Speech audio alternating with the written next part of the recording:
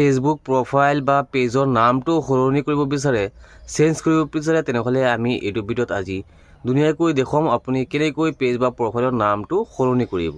গতিকে আপোনালোকে ভিডিঅ'টো অলপো স্কিপ নকৰিব আৰু যদি এতিয়ালৈকে ফ'ল' কৰা নাই ফ'ল' কৰি ৰাখিব আৰু যদি ইউটিউবত চাই আছে তেনেহ'লে ছাবস্ক্ৰাইব কৰিব।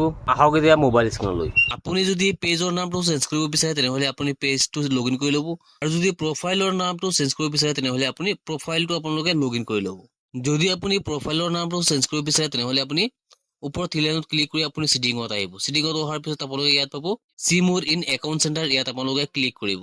ইয়াত আপোনালোকে আপোনাৰ নিজৰ প্ৰফাইলটো দেখা পাব। এই প্ৰফাইলত আপোনালোকে ক্লিক কৰিব। যিমানকেইটা প্ৰফাইল আছে গোটেইবিলাক আপোনালোকে ইয়াত দেখা পাব। ইনষ্টাগ্ৰাম থাকিলে ইনষ্টাগ্ৰাম আপোনালোকে ইয়াত চাবলৈ পাব। এতিয়া আপুনি যোনটোৰ নাম চেঞ্জ কৰিব ইয়াত আপোনালোকে ক্লিক কৰিব। ইয়াত আপোনালোকে এতিয়া চাব পাৰিব নেম, এই নেম অপশ্যনটোত আপোনালোকে ক্লিক কৰিব। এতিয়া আপোনালোকে ইয়াত নামটো চেঞ্জ কৰিব পাৰিব। আগৰ নামটো কাটি আপোনালোকে লাষ্ট নেম যিটো আছে গোটেইখিনি আপোনালোকে দি ইয়াত আপোনালোকে নামটো চেঞ্জ কৰিব পাৰিব। আমি কিন্তু এতিয়া প্ৰফাইলৰ নামটো চেঞ্জ নকৰোঁ, আমি চেঞ্জ কৰিম পেজৰ নামটো। সেইকাৰণে আমি ইয়াৰ পৰা বেক হৈ আকৌ ফাৰ্ষ্টৰ পৰা আহিম। আৰু যদি আপুনি পেজৰ নামটো চেঞ্জ কৰিব বিচাৰে তেনেহ'লে আপুনি পেজটো লগইন কৰিব। লগইন কৰি ওপৰত থ্ৰী লাইন পাব, থ্ৰী লাইনত আপুনি ক্লিক কৰি ছেটিঙত যাব।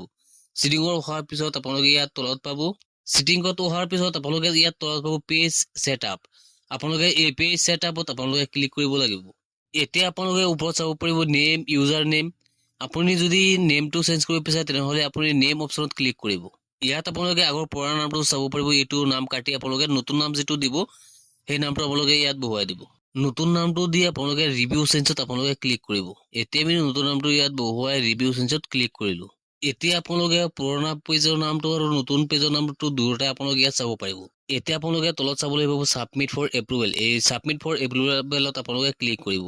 এতিয়া আপোনাৰ ইমেইল, হোৱাটছআপ নাইবা আপোনাৰ নম্বৰত এটা কোড যাব, সেই কোডটো আপোনালোকে ইয়াত ইণ্টাৰ কৰিব লাগিব। এতিয়া আপোনালোকৰ সন্মুখত আহি যাব ইমেইল, হোৱাটছআপ আৰু টেক্সট মেছেজ। আপোনালোকে কোনটোত এই কোডটো ল'ব।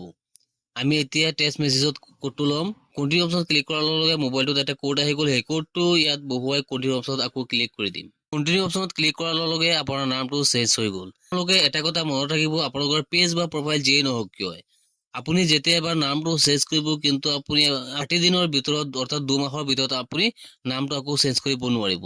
যদি আকৌ আপুনি নামটো চেঞ্জ কৰিব বিচাৰে তেনেহ'লে আপোনাৰ কমচে কম 2 মাহ পাৰ হ'ব লাগিব।